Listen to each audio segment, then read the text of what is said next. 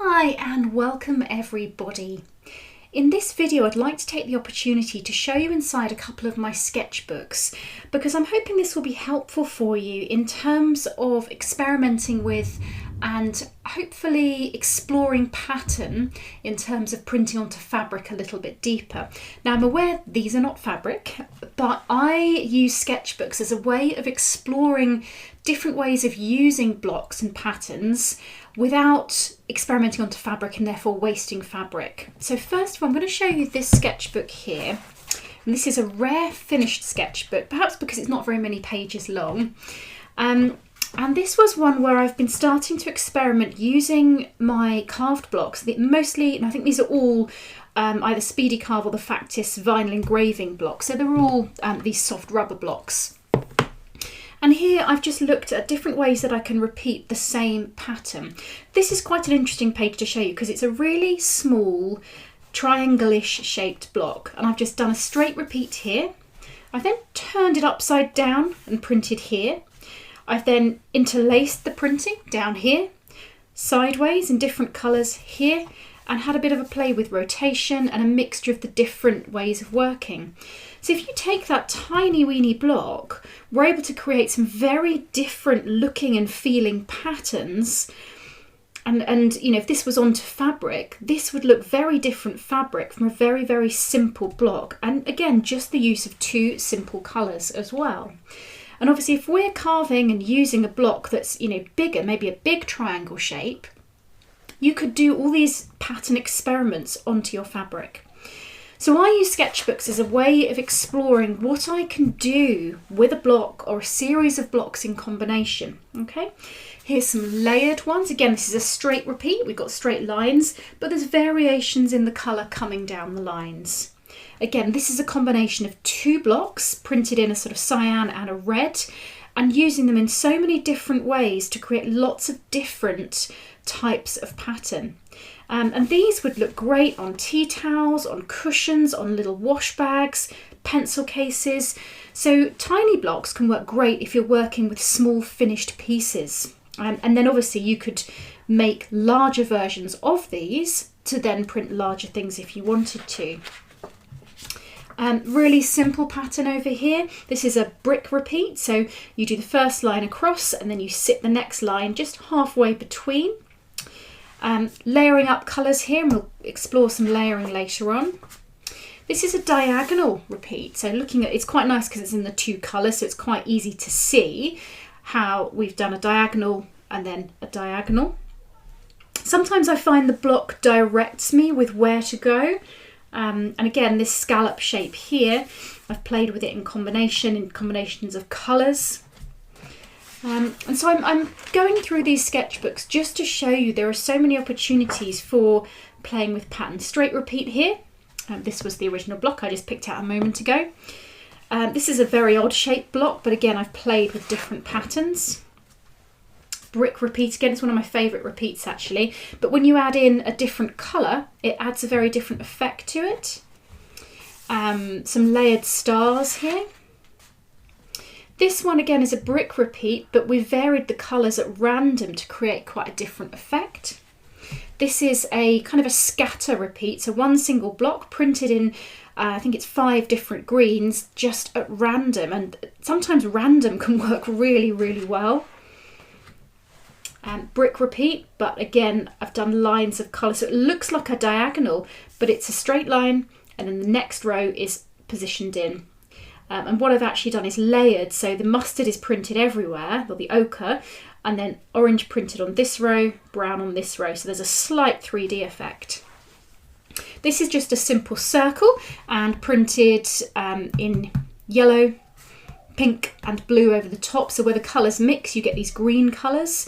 So again, this is a brick repeat, but repeated and layered. So I use the sketchbook as a way of experimenting with rows, with layers, and just seeing what can be done. Okay, again, this is just repeating it almost on top of each other. This block is this kind of teardrop shape, printed in one colour, and it sits inside of itself for another row. So again, it's another brick repeat. Printed again then, trying a little bit of layering. Brick repeat again here. Brick repeat again here, 2 layers. This is a half drop, so I print the vertical row first, the second row across and half down. So it's slightly different to a brick repeat. I think the best way to think of it is brick is as if you're looking at a brick wall. You've got your row of bricks and then you build up along the top.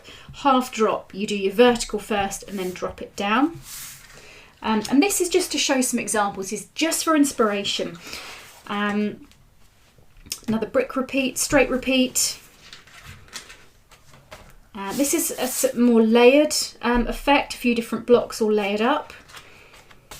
Again, really simple half circle done in a straight repeat here. And then here I've done some rotationing. That's not a word, but we'll roll with it. So I've done 2 prints here, turned it around 2 prints. And so although it's a sort of straight repeat, there's a bit of rotation that's been added in to give some interest and some movement. And here I've just picked a random colour every now and again, just to pick out and give a little bit of difference. So you can use colour and you can use turning around and obviously different patterns and different orders. This one is a half drop, so I've done this row first, dropped it down, but combined different colours. This is a completely random page of lots of different fish blocks in different colours. I just started at the top and just started to fit them around each other. So again, this wasn't done with any particular pattern in mind. This is random filling the page up.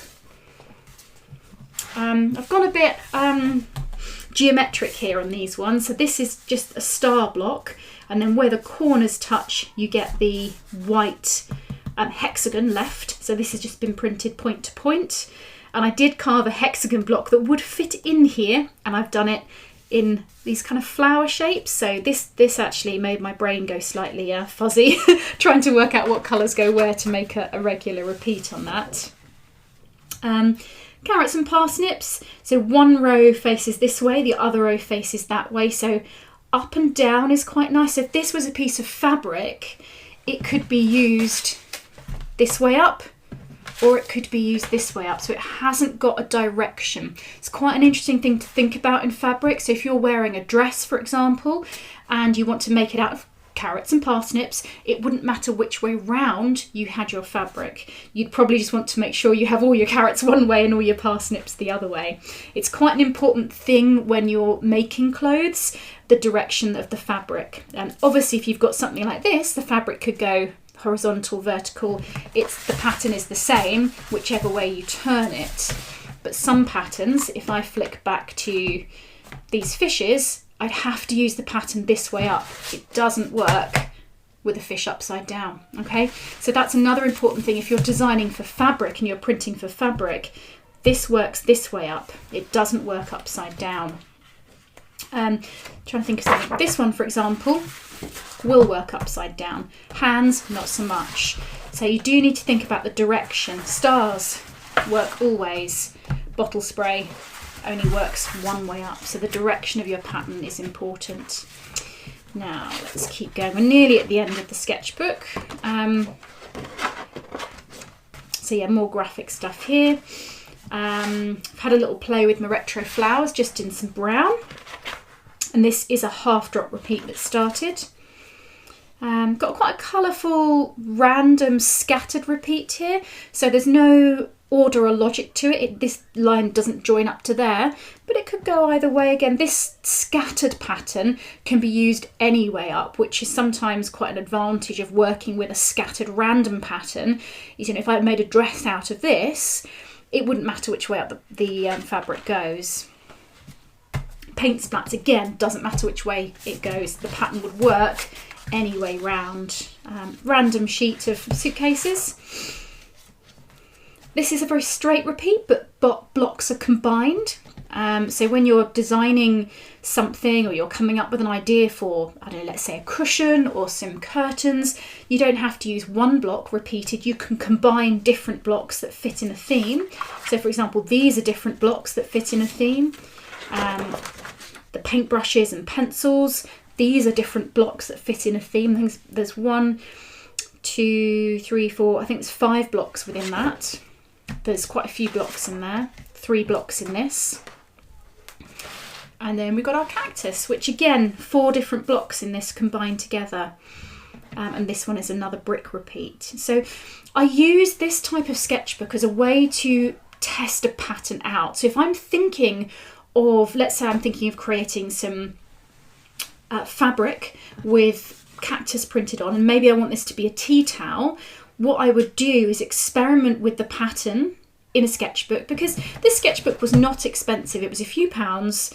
I've just used some ink pads and experimented, and you don't even have to use the correct colours if you don't want to. You could literally just have, you know, black and experiment with your pattern in black within your sketchbook, so that you're constantly playing and constantly thinking of new ways of using blocks to create patterns, because it may be the way that you envisaged it. Maybe you envisaged like a straight repeat of the same block all over, but actually when you half drop it, or when you combine it with some other blocks that you carve over time, it might work better for you. Okay, so that's this sketchbook of kind of pattern play. This sketchbook is the one that we used to come up with our ideas for this, and what I've subsequently done now is I've stuck in the fabric samples here.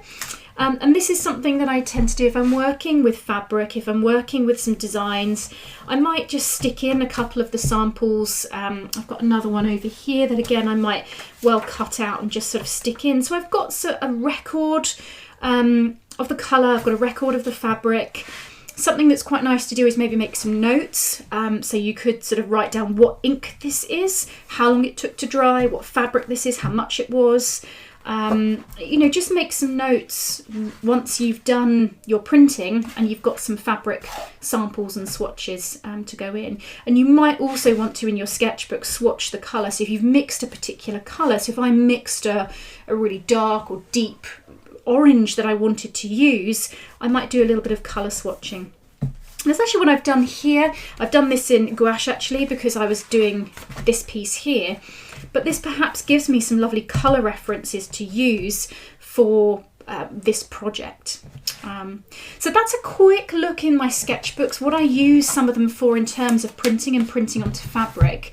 As I said, this isn't an expensive sketchbook. You can get, and I would certainly recommend if you're having a sketchbook as a way of playing and testing out a pattern, you want at least A4, which is sort of 21 by 29 centimetres, I think, something like that. If you've got a bigger one, an A3 sketchbook, that might even be better, especially if your blocks are large.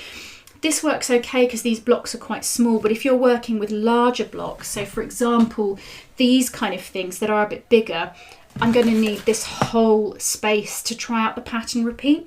So if your block is larger, I would suggest a good chunky A3 size sketchbook, bit of space to play about with, so you can experiment with your blocks into your sketchbook to, you know, get an idea of layout and arrangement. It's just a suggestion. You absolutely do not have to do this. It's just how I work, and I think it's very interesting sometimes to open up your sketchbooks and explain how you work, and it might, you know, trigger something for yourself. You may not want to work like this. You might prefer to have separate pieces of paper that you work on. Absolutely, you know, work your own way, whatever works for you. But I think sometimes it can be handy to see what other people do, and that helps you to inform yourself as to what, you know, might work for yourself. Okay, so let's delve a little bit deeper into pattern.